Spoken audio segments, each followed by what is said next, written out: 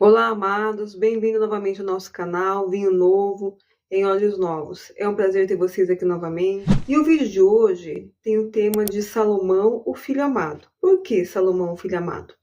Lá em Isaías 9:6 tem um versículo que todo mundo conhece que diz assim, ó: porque um filho nos nasceu, um filho se nos deu. O governo está sobre os seus ombros e o seu nome será maravilhoso conselheiro, pai da eternidade, príncipe da paz. O nome Salomão, como já falei para vocês em outro momento, ele significa paz. Então, assim, ele tem essa característica de ser o filho da paz, né? Por quê? Porque ele é filho de Davi e ele veio para trazer paz para todo o seu governo, né? No seu governo tinha paz e descanso.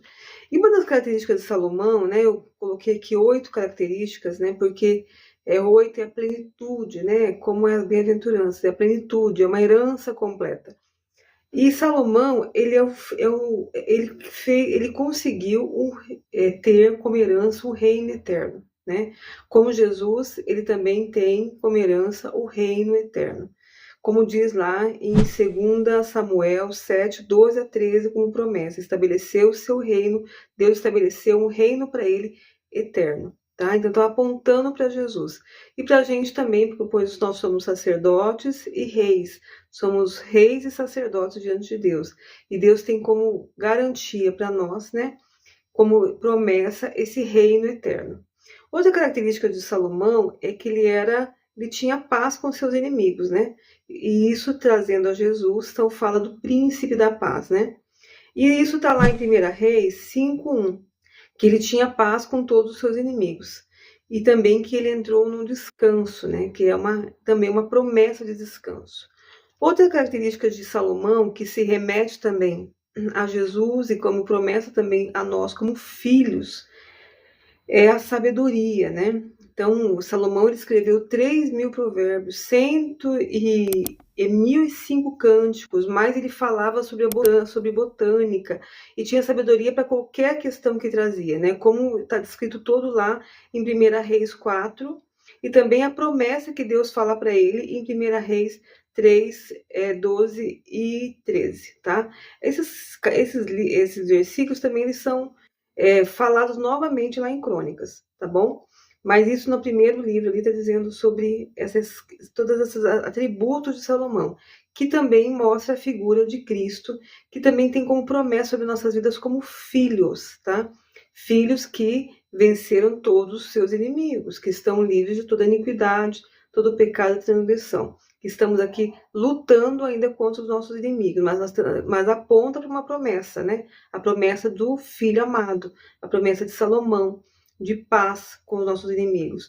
Outra característica de Salomão é que ele recebeu o governo, né? Como também Jesus, o governo estava sobre os seus ombros. E nós também temos a promessa do governo, tá?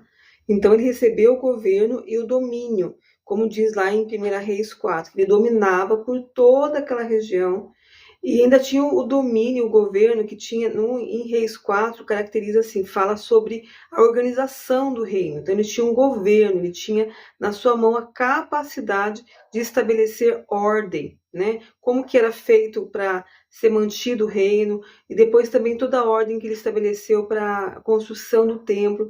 Então fala de um governo, de um domínio que estava sobre Salomão e que também está sobre o Filho amado e que tem como promessa para nossas vidas a questão do governo, do domínio sobre o pecado e domínio também sobre os nossos inimigos, que através de Jesus o Espírito Santo ele nos dá, né? E a gente consegue ter essas vitórias. E também fala de descanso dos seus inimigos, como está lá em 1 Reis 5:4, que Jesus é o nosso descanso, que nós iremos entrar nesse descanso eterno, né, onde nós não teríamos mais que lutar contra os nossos inimigos, e que pela obra de Jesus na cruz, nós também conseguimos entrar no descanso através do Espírito Santo, nos levando a vencer as iniquidades. Então aqui também fala que ele recebeu o descanso de todos os seus inimigos, né? Mais uma característica de Salomão e mais uma característica que aponta para o Filho amado, que é Jesus. Também Salomão construiu o templo, né? Inteiramente, né? Então, um templo que foi construído inteiramente, como Jesus falou ali, 3 dias Eu vou derrubar esse templo e vou reconstruí-lo inteiramente, com a figura do seu próprio corpo. E também fala sobre nós, que fala lá em Efésios 2, 21 e 22, que nós estamos sendo edificados para a construção desse templo santo, que nós iremos formar esse templo santo. E também fala em 2 Crônicas, né, 17, 11 a 12, toda a característica da construção desse templo, né, todo a quantidade, o governo que tinha e a forma que Salomão construiu esse templo. Então nós também temos a promessa da construção e da glorificação deste templo aqui, que nós iremos entregar para o nosso Salvador. E também Salomão fala da multiplicação, né? Que ele tem a característica da multiplicação, que toda a palavra, todas as promessas que estavam sobre Abraão também tinha sobre a multiplicação, de que serão como a areia da praia, ou mesmo como as estrelas do céu. Então nós temos uma promessa de multiplicação da nossa vida. E Salomão tem isso muito claro, quando fala lá a questão da multiplicação, quando mostra em quantidades, as quantidades. 30 mil homens para fazer o templo, né? Mas mesmo as mulheres dele mostram essa questão de multiplicação, mas tudo que ele tinha, em quantidades, todas aquelas quantidades, mostra a promessa de multiplicação na vida de Salomão, que está sobre Jesus, de um reino que não tem fim, que cada dia cresce, cresce, cresce, cresce, com novos reis e sacerdotes.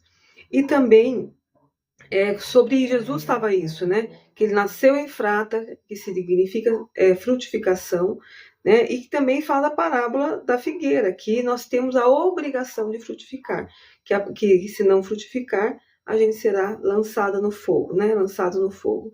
Então nós temos essa promessa e esse dever de frutificar nas nossas vidas, né? Como também foi sobre Salomão. Ele não tinha, estava sobre ele, como se fosse algo muito maior do que ele. Outra coisa que também estava sobre Salomão, tinha uma promessa de um galardão, uma esperança eterna, uma recompensa, como está lá em Isaías 40:10, que fala sobre também a nossa recompensa eterna, e que também Jesus, ele veio também visando uma recompensa, que fala lá em Filipenses 2:9 a 11, que fala: por isso Deus exaltou na mais alta posição, ele deu um nome que está acima de todo nome, para que o nome de Jesus se dobre todo o joelho nos céus e na terra e debaixo da terra, e toda língua confesse que que Jesus Cristo é o Senhor. Então isso fala da herança de Jesus, do galardão de Jesus por tudo que ele obedeceu por amor a Deus e também por amor a nós. Então esses oito pontos, né, que fala aqui sobre Salomão, também está na figura de Jesus e também uma promessa para nossas vidas. Então, a promessa do reino eterno, né, de que não terá fim aquilo que Jesus começou nas nossas vidas, e em relação também a 1000 gerações de bênçãos que é prometido quando a gente lava nossas vestes, né, da iniquidade. Então nós temos 1000 gerações de bênçãos e também a promessa de paz, né, com os nossos inimigos, sabedoria, discernimento, que a Bíblia fala que a gente tem que buscar isso, a sabedoria, o discernimento e o conhecimento de Deus, o governo e o domínio. Então, é o descanso em Jesus, né, para este tempo e para o vindouro, a construção desse templo, se esmerar para essa construção desse templo, e de multiplicação, Salomão se multiplica, e a questão do galardão, que é a nossa Canaã celestial. Então fica aqui um pouquinho mais das características do filho amado. Você quer ser o filho amado? Né? Você quer estar nesse lugar de filho e não mais de órfão, ou viúva, ou estrangeiro? Então esses são os atributos que o Senhor vai desenvolver na sua vida, se você buscá-lo de todo o coração. Tá bom? Um abraço a todos, fiquem na paz do Senhor e compartilhem esse vídeo e se inscrevam no canal.